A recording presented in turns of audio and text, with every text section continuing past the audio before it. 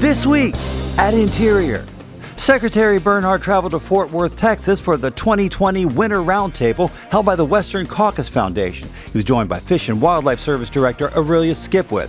They discussed the impact of the Trump administration's major conservation successes, like the Great American Outdoors Act, which will provide $9.5 billion to rebuild and improve our parks, refuges, and other public land sites over the next 5 years. In addition to how Interior has supported American job creation, worker safety reforms, energy independence, and expanded outdoor recreation opportunities.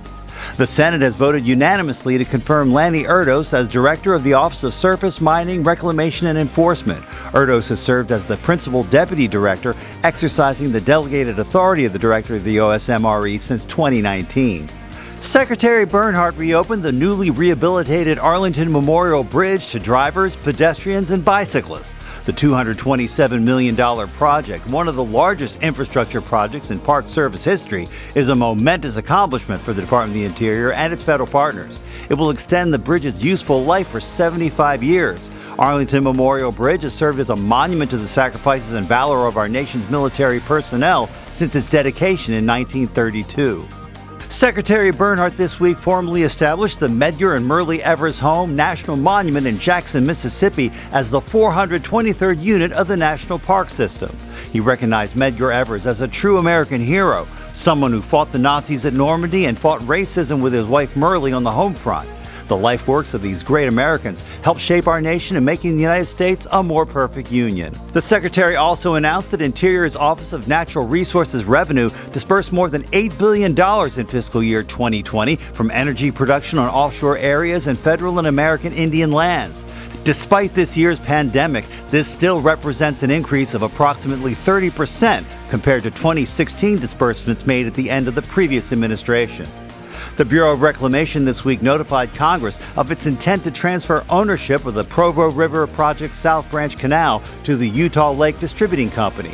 The proposed transfer is the 7th reclamation water project transfer implemented under the John D. Dingell Jr. Conservation Management and Recreation Act, which was signed by President Trump in 2019.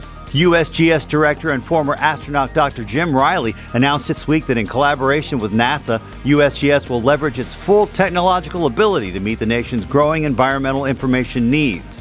The 2020 National Space Policy, recently released by the White House, provides guidance for America's civil, commercial, and national security policy strategic investment in space. She's back. Wisdom, a Laysan albatross and the world's oldest known banded bird in the wild, has returned to her home at Midway Atoll National Wildlife Refuge. More than that, she and her partner are taking turns incubating an egg. Wisdom's estimated age is 69 years old, and she's laid as many as 36 eggs in her long life. And our social media picture of the week, the unparalleled beauty of the Vermilion Cliffs National Monument in Arizona. One of the most photogenic terrains in BLM's National Conservation Land System, the 280,000-acre monument is a geologic treasure containing a variety of diverse landscapes and unique wildlife like the California condor.